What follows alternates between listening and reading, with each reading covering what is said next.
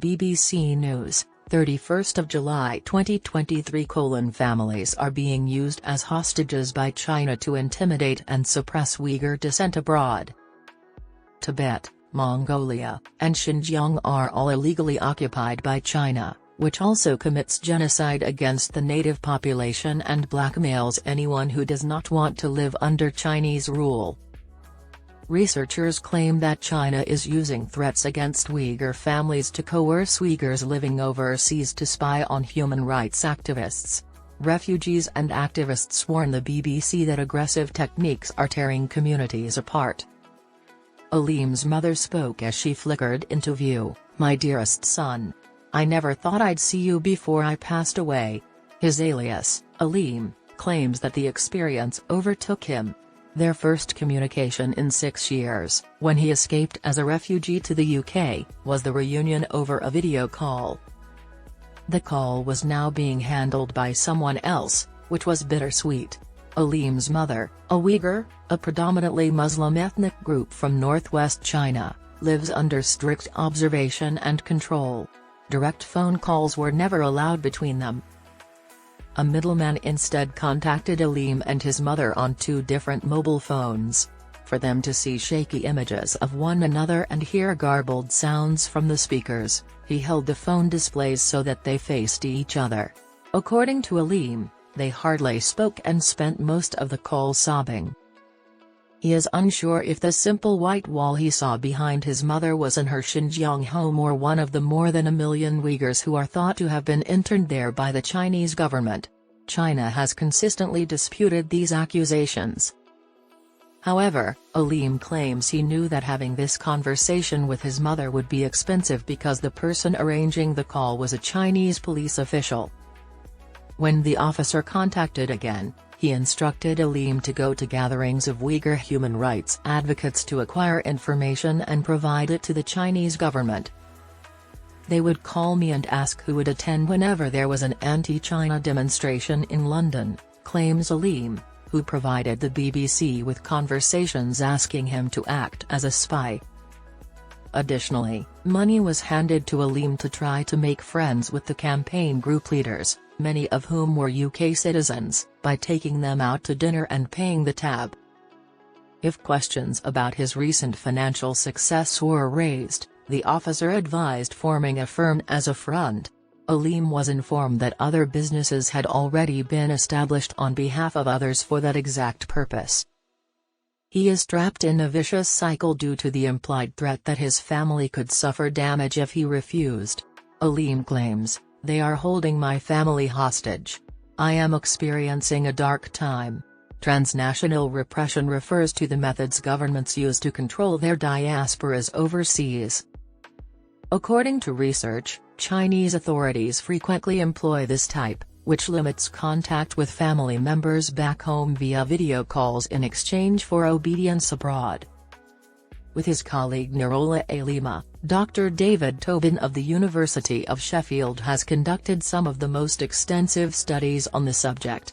They have conducted surveys and interviews with more than 200 Uyghurs living abroad. He claims that all Uyghurs outside of China are victims of global oppression. According to him, the primary strategy is family division. Dr. Tobin claims that even in cases where calling relatives who still reside in China is logistically possible, they never answer. He claims there is a presumption that calls will be recorded and a worry that speaking up openly will put them in danger.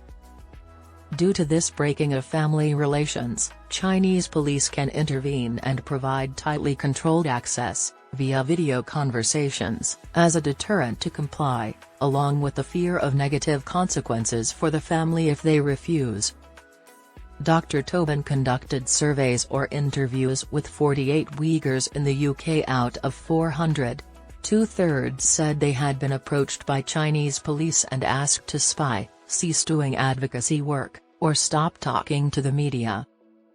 And Uyghurs in the UK are not the only ones suffering. 50,000 Uyghurs reside in one of the largest populations outside of China in Turkey, which has historically been a haven for them. Of the 148 respondents, 80% experienced similar threats from Chinese authorities. Abdurrahim Peres left China a year prior and landed in Istanbul in 2014. Turkey was unlike anything we had ever encountered. We were free to go anywhere we chose. We weren't bothered by the police, he claims. I couldn't believe such a life was even possible. The situation for Uyghurs in Turkey has changed recently, nevertheless. The community's sense of brotherhood has been fractured by reports that Chinese police have forced residents to spy on one another. A young Uyghur man who looks to have been abducted and beaten by his peers makes a troubling confession in a video released on Facebook, admitting to spying for Beijing. Uncertainty exists over the scene's circumstances, but the Uyghur community has seen the video, and the man has received harsh criticism online. According to Abdurrahim, the accumulation of tales like this has an impact. Young people are avoiding attending Uyghur protests and gatherings. The man said they were concerned that some locals could be spies. China's strategy is effective. Dr. Tobin believes that despite being aware of what is happening, Turkish authorities have hesitated to act. According to him, a country is more inclined to cooperate or keep a blind eye if it relies more on Chinese investment. Turkey's commitment to safeguarding its Uyghur people has come under scrutiny as it is believed to have gotten closer to China in recent years. The Turkish administration did not answer an inquiry for comment. However, China does not just focus on populations in nations with economic dominance. American-born activist Julie Millsap claims China has attempted to exert pressure on her through her in-laws. She works with the Uyghur Human Rights Project in Washington, D.C. The couple met in China before relocating to the U.S. Capitol in 2020. Her husband is Han Chinese, a member of the nation's largest ethnic group. Local police called Julie's extended relatives in China after she began to advocate for Uyghurs, claiming they wanted to be friends. Her sister-in-law's phone sent her and her husband disturbing messages that said Julie's kids might wind up as orphans. They weren't written in a language style that she used, claims Julie, who believes the police gave her instructions on how to send them. Julie was able to film the incident and speak directly with one of the officers during a recent video conference between her husband in Washington, D.C., and his sister in China. She claims that he stumbled and begged us not to misunderstand him. Due to the delicate relationship between the U.S. and China, the officer informed her that the police were planning visits to all local families with U.S. relatives. Julie acknowledges that families of Han Chinese and white Americans enjoy a level of protection that Uyghurs do not. However, she continues, we're still discussing police intimidation, threats, and consistently negative reality. She finds it concerning that Chinese authorities feel free to target and try to control the work of foreign nationals. The U.S. government is starting an official investigation into the issue. Senators submitted the Transnational Repression Policy Act in March, which includes coercion by proxy threats against family members abroad, among the violations it lists. If passed, the legislation would establish a special hotline for reporting hazards and compel Congress to take legal action to hold offenders accountable. Abdul Yayap, a Norwegian Uyghur rights activist, said that U.S. law would be a start in the right direction, but Western governments should go further. Whenever a case is reported to the authorities, he advises asking the Chinese government directly to confirm that family members are safe. We are your neighbors, citizens, and taxpayers. According to Mr. Ayup, our governments ought to bear some accountability. Dr. Tobin is aware of the challenges involved in solving the problem. Would you wish to speak to your family? Is not illegal. We are aware of the danger. We know that it destroys communities, results in trauma and mental health issues, but it is not a crime on British soil, the man claims.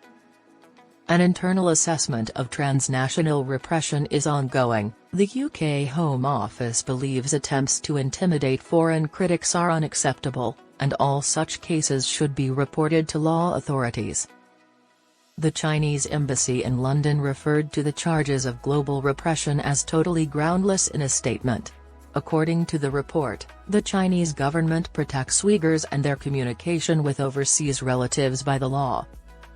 Instead of reporting his situation to the authorities, Alim told a group of Uyghur rights activists in London about his plight.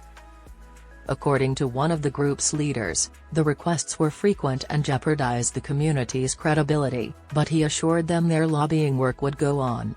They have found that practically all approaches from Chinese police are turned down.